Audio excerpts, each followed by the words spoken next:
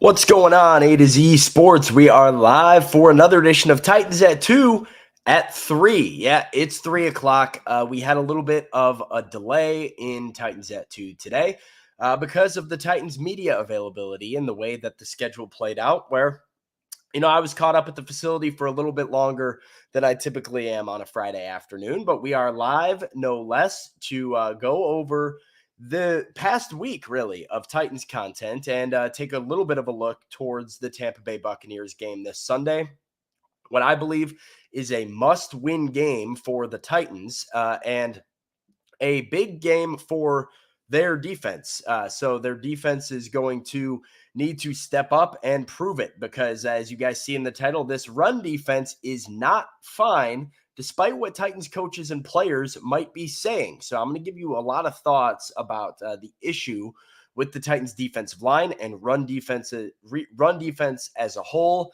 And we have to go over the injury. As Major Key says, who's hurt, Sam? We're going to go over all the injury news and really break down what does it mean for the Titans this weekend against Tampa Bay. 4 starters will be out for the Titans. So a lot to go over and a lot to break down. Appreciate you guys hanging out with me here. Titans at 2 at 3. And want to let you know that it is powered by Doughbird. Doughbird Pizza and Rotisserie brings you a crave-worthy menu with an unexpected yet perfect duo of pizza and rotisserie with offbeat flavor combos made even more delicious when you dunk any of your food into the house-made sauces. They always deliver on flavor and satisfaction at Doughbird Pizza and Rotisserie in Green Hills.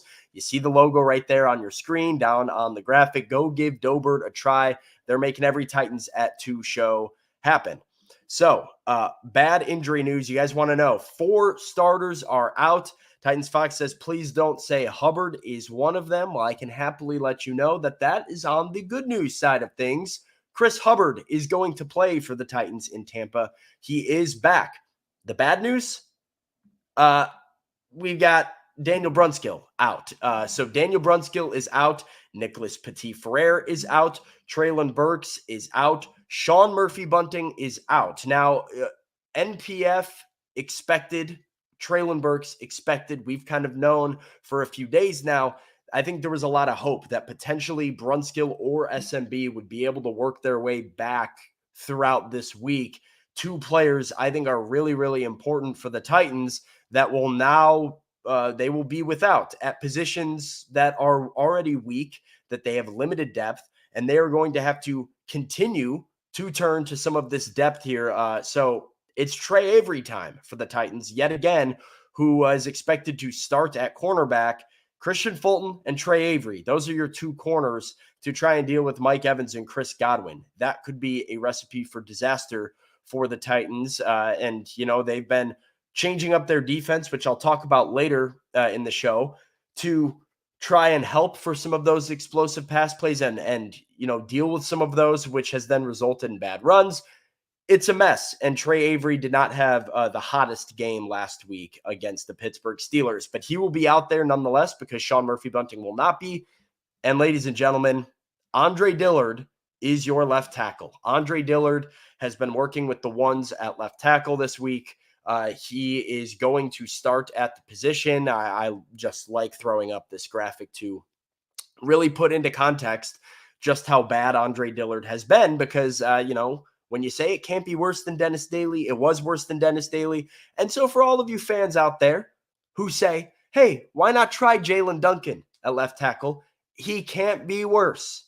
You never know, because we thought the same thing about Dennis Daly last year, and the Titans went out and found worse somehow in free agency. So, it won't be Jalen Duncan. It will not be Dylan Radins, and that is where that Daniel Brunskill injury comes into play, because if Daniel Brunskill is playing, you can go Hubbard at right tackle, Brunskill at right guard, Brewer, Skoronski, and potentially make a case for Dylan Radins to be the left tackle. But when you're missing another offensive lineman, 2 offensive linemen, and Nicholas Petit-Frere and Brunskill, you need Dylan Radins to fill in inside, and Andre Dillard survives and advances and is still on starting duty on left tackle as he continues to get manhandled by just about everybody he faces. So potentially very impactful for injuries. On the positive side of things, like I mentioned, Chris Hubbard is back. Roger McCreary is back. He was a full participant all week this week.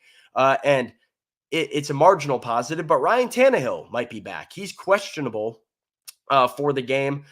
Will Levis, obviously, the starting quarterback regardless. He will start for the Titans. If Ryan Tannehill is back, he will be the backup quarterback. But you never know. Potentially could come into play if, God forbid, Will Levis were to get injured. I think most people would agree you'd rather have Ryan Tannehill in there than Malik Willis at this point. Gives you a better chance to win the game. So those are kind of the injury updates. It's not great news for Tennessee. It feels like, they were relatively healthy at the beginning of the year, had some good injury luck at the beginning of the year. Now they're starting to stack up a little bit, and unfortunately starting to stack up at like key positions in key games where you really need some of your offensive linemen to step up and your cornerbacks to step up, but those guys are getting injured. And so you're left dealing with the bottom half of the roster that has been detrimental to you so far and relying on them. Another thing that I think is going to be impactful in this Tampa Bay game, and I think is really interesting to watch for everybody, is going to be the focus that I put, at least on my microscope, my personal eyes. I'm going to be watching very heavily this Titans defensive line, because I really think it cannot be understated how underwhelming the Titans defensive line has been. It's been a hot button topic for me all week. It's been something I've tried to talk to people, players, and coaches about throughout the week at St. Thomas Sports Park, and the vibes around it, very, very sensitive from the Titans as far as this defensive line is concerned. It's been hard getting some clear-cut answers about what is happening with this group, why the run defense has been so bad, and what the Titans are going to do to fix it. And to be quite honest with you, it is concerning to me.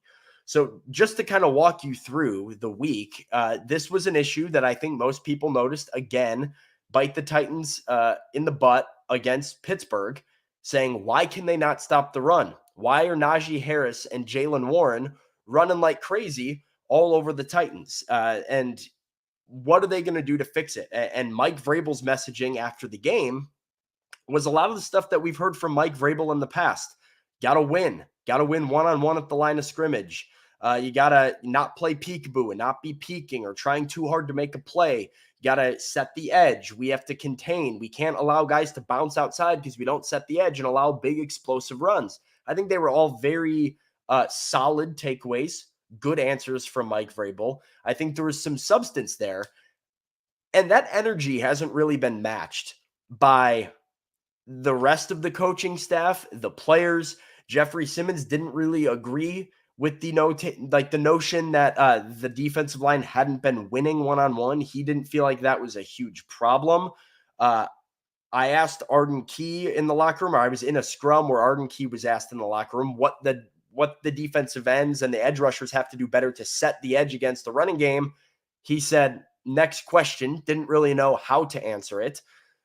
Shane Bowen preached consistency, effort, technique, to which there was a great follow-up question by Nick Suss of the Tennessean that said, well, Shane, you continuously preach consistency. How do you get through to a player to make them more consistent? And he said, I don't know if I have answers to that right now. So there seems to be this level of like disconnect where the Titans don't have many answers for how they fix the problem, where they keep doing the same things. They keep playing peekaboo. They keep not setting the edge. They keep losing one-on-one at the line of scrimmage. They're getting run over and have gotten run over in really a bad stretch of 4 games now. And really this blew up for me when I talked to Terrell Williams. I talked to Terrell Williams. I'm trying to see what people are saying. Sam, what did you break this time? What did I break? I don't know what you said. I like the show. A to Z is the best. Lucas is on it. He already liked the show. Everybody liked the show if you're joining with me. Let's make sure we get some more viewers in here. And so make sure you like the show to help me out. Devin says, how do we stop the run? Stay in your gap assignment. Next question. You'd think it was that easy, Devin, and it should be that easy, but it hasn't been for the Titans because they are not only getting surrendering big explosive runs up the middle by getting beat, they are surrendering big explosive runs off the edge by either A, not setting the edge appropriately, or B, setting the edge appropriately and crashing inside, and then your second level DBs aren't making the tackles on the second level. And both reflect poorly on the run defense. But this all really came to a head for me talking to Terrell Williams. I'm going to play his full comments, and I have a lot of thoughts on it that I need to break down here. And we'll hear what Mike Vrabel thought about Terrell Williams' comments. But before I do that, reminder to everybody that today's show is powered by Dobert Pizza and Rotisserie. You see the logo on the graphic today. Grab a seat at the bar at Dobert, all while sipping on inventive craft cocktails made with daily fresh juices and homemade ingredients, local beers, and a menu of wines to pair with every delicious bite. They've got happy hour at Dobert Monday through Friday, 3 p.m. to 6 p.m. Because we're delayed on Titans at 2 today, it's live right now. Happy hour is going on at Dobert, so make sure you guys get over there. Whether it's the Bottle and Bird special that features a bottle of wine and a whole rotisserie chicken and 2 sides for $40, or any of those craft cocktails and local beers that I mentioned, Dobert's a great spot to grab a drink, watch a game, and go hit happy hour. So go check them out. Dobert in Green Hills, powering Titans at 2. Here are the comments. Listen carefully to these comments. There's a lot to break down here, but it's a bit of a long video, so I think I'm only going to play it once. This is defensive line coach Terrell Williams when I spoke to him yesterday about the run defense. Last year, personnel's not that different. What's going on with the run defense? Well, I think that we've given up a few more explosive runs than we have in the past. I think when you give up explosive runs, your run defense is not going to be great. And part of it is, I think sometimes when you're not a coach or a player, you look and see 100 yards on the stat sheet or 120 or whatever. Oh, we didn't stop the run. Well, for us as coaches, we never look at the total yards. We look at yards per carry. And that, to me, is where giving up the explosive runs, we got to fix that part. I think we'll be fine. Our players and coaches, we're excited about going in there because that's what the heart of our defense is stopping the run. And we've been so great here the last 2 years. Again, not at total yards because that's not what we look at. We look at yards per carry, and we were at a historic rate in yards per carry. So we just got to kind of get back to that. So when you say you'll be fine, is it? I'm okay. When you say you feel confident that you guys will be fine, that you'll be able to get back to it, is that just speaking and looking at the history of what this run defense has been? And no, it has nothing to do with the history. It has everything to do with our personnel and looking at where the mistakes are. I mean, you look at where the mistakes are. It's not like we're getting physically dominated. It's just a guy being in the wrong spot here or there, or the communication and some of those things. But it's not. We're totally fine. If it wasn't good, you'd see panic, and there's no panic in our coaches or players. So.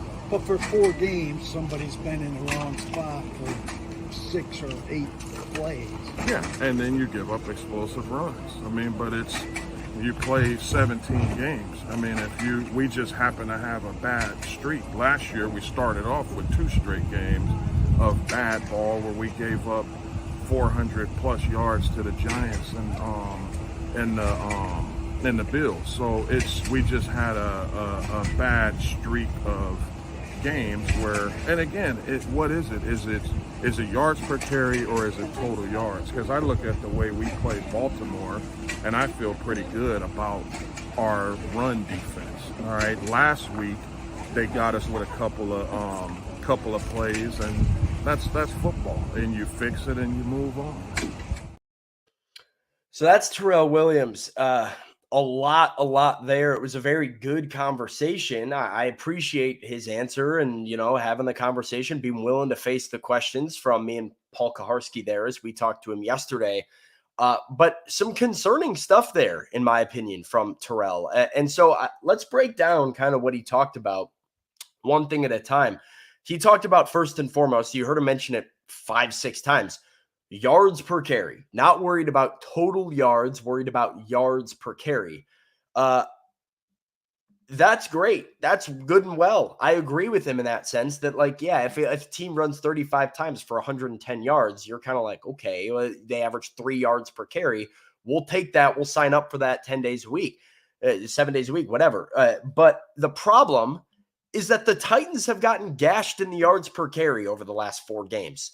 So this level of, like, being only focused on yards per carry and this bad stretch that they've had doesn't really work. I did the math looking at the last 4 games that since this Indianapolis game, when the run defense has really struggled here, and I removed all rushing attempts by quarterbacks and wide receivers.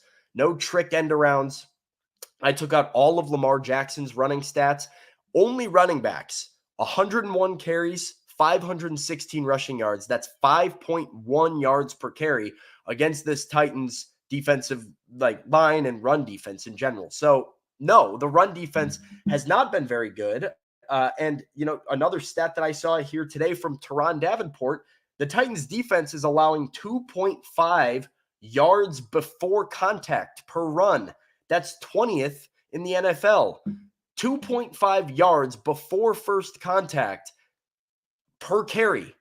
Not only is it 5 yards per carry, it's not even good before they're first hitting a guy. That means they're not winning. They're not getting in the backfield. They're not impacting running backs like they should be. So that's number one for me. Number two, he brings up this idea, and this Shane Bowen has brought this up as well, as not just on Terrell Williams, of only a handful of plays, right? It's 5 to 8 plays. It's explosive plays. It's a couple here and there that make the numbers skewed to look worse. But if you consistently allow 5 to 8 big rushing plays every game, you are not a good run defense. I keep using this analogy as a baseball guy, as a pitcher. If I am a pitcher that throws a very, very good game, I throw 7 really solid innings or 6 really solid innings, but 4 or 5 times a game, I hang a curveball and give up a home run, and I do that every single time I go out there and pitch. 95% of my pitches might be really strong, but the big ones that I give up make me not a very good pitcher. And if you are consistently inconsistent, which this Titans defense and defensive line has been, at some point, that's who you are. You can only preach this, what we have to be consistent so often before that is just who you are, and that is the reality of your situation. So he says we'll be fine. He says this run defense is totally fine, and look at where the mistakes are. And sure, some of those mistakes might be more correctable than just getting manhandled 24/7, but we're over a month since that Indianapolis game when the coaches were preaching the exact same thing, and nothing has changed. So at this point, I believe that this Titans run defense is not totally fine. I think it's a problem. I think this is more than just a stretch of 4 bad games. And really, I think has been something that has hindered their ability to win some of these tight ball games here. Like, their ability to get off the field on third down has been bad. For one, they have suffered the consequences of trying to help out their pass defense. Mike Vrabel mentioned it today when I talked to him after practice about the fact they've gone to a too high safety look a lot of the time. My guess would be to limit some explosive passing plays, but as a result, it's hurt their run defense. They have less guys crashing on the run, and that's kind of it is what it is. Neither side, whether it be their pass defense or their run defense, has been able to dominate consistently. And now their pass defense, which we thought was horrible, and the biggest problem with this defense is somehow better by the numbers than the run defense is. They cannot play a full game as a defense up to this point. And they might not give up 35 points, but their inability to get off the field and get stops and allow their opponents to have long possessions prevents their offense from getting more opportunities and really limits the margin for error for their offense. And we know that you can't really do that when you have this offensive line. So what in the hell has changed is what Jason wants to know. And I think this is an excellent question. I do think part of it, why you've seen the change in the numbers, has been the recent change the Titans made to that too high safety look, basically saying our pass defense is so bad that we need to change what we do as a defense to help account for it. The problem is your defensive line hasn't been as dominant as you were hoping and thought it could be, and now you're getting gashed by the run. The personnel hasn't really changed, but it's becoming a repetitive cycle of hearing the same things from these Titans coaches. And I don't think you can say that the run defense is totally fine. Mike Vrabel doesn't think he can either. Offensive line in the last 4 games. Do you agree with that idea that this run defense is totally fine? No, I mean, I'm not going to sit here and twist people's words if that's what you said. I think that there's not a panic. I'll get that, Jimmy. We have there's a lot of snaps on there that are good. And again, when you give up double-digit runs, those add up, and then the X-play runs. And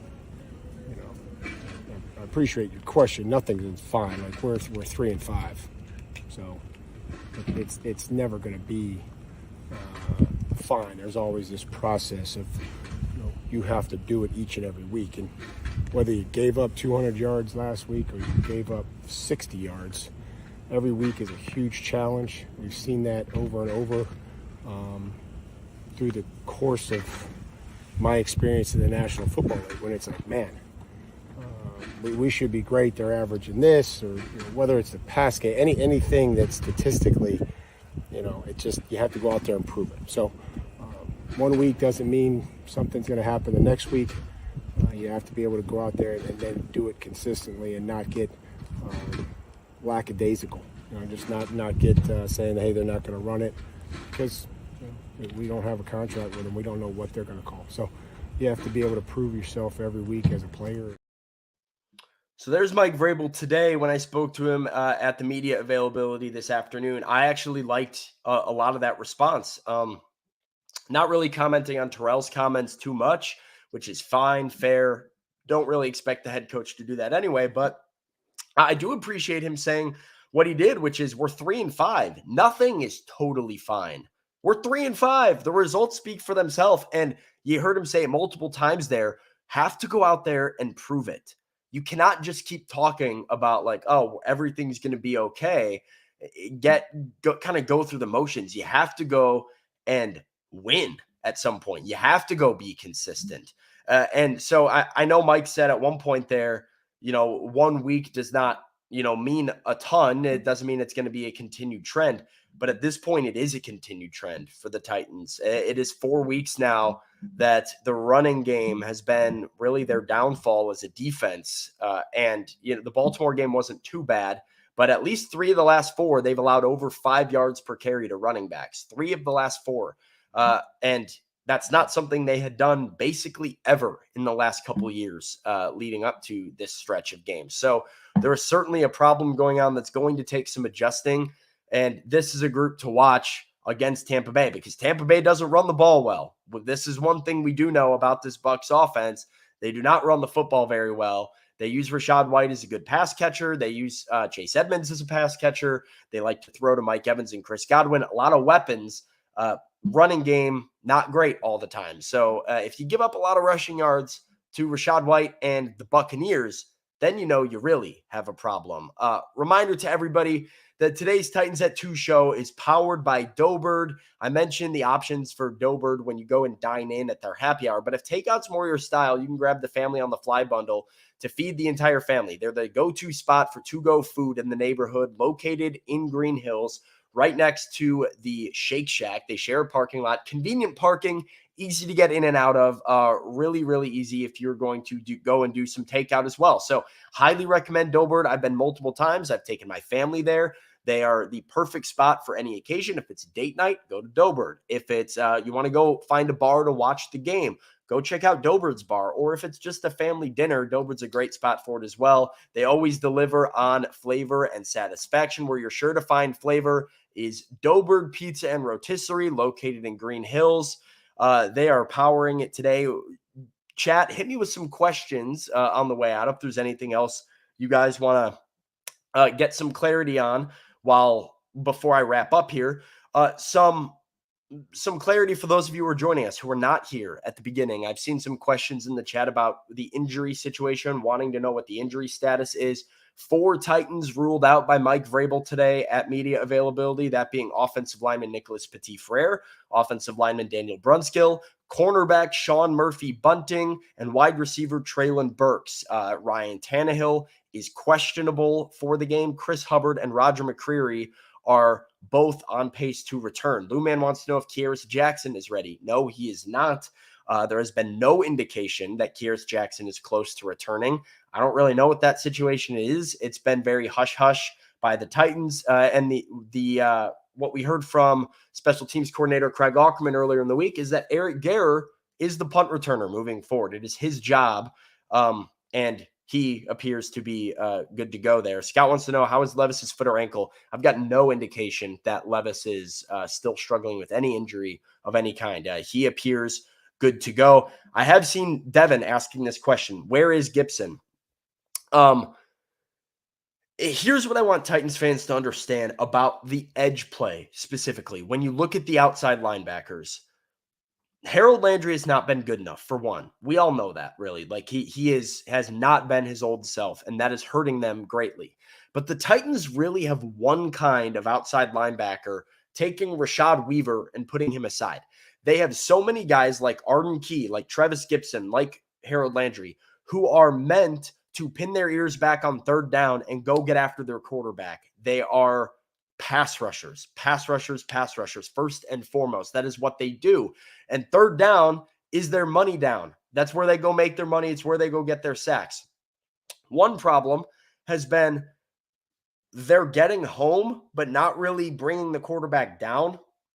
We've seen Arden Key maybe 3-4 times this year get to the quarterback, run past the quarterback, not be able to bring him to the ground. It results in a big play, broken play that the quarterback then turns into something.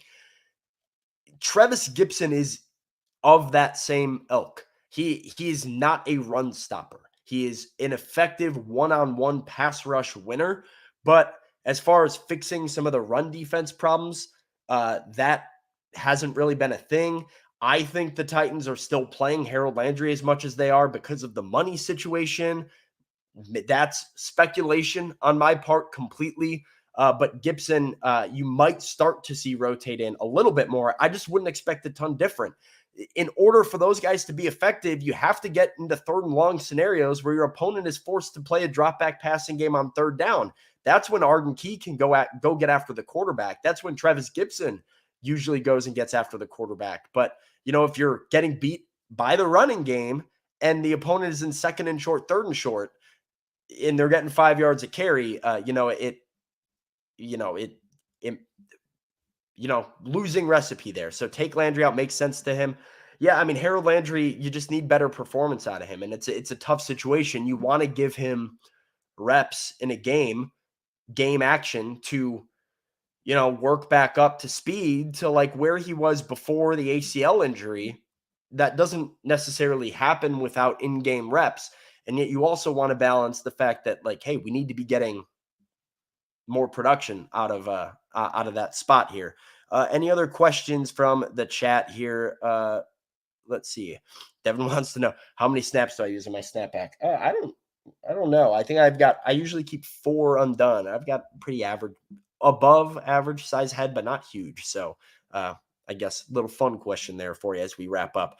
That's all I got for you guys today on Titans at 2. Please like the show before I head out of here. It's going to help a ton as people who are not able to join us live come and check out the YouTube or the Facebook video after the fact. So like the show. It's the best way to do it. And thanks for bearing with me with the schedule change today as Titans media availability forced our show back an hour till the 3 p.m. window.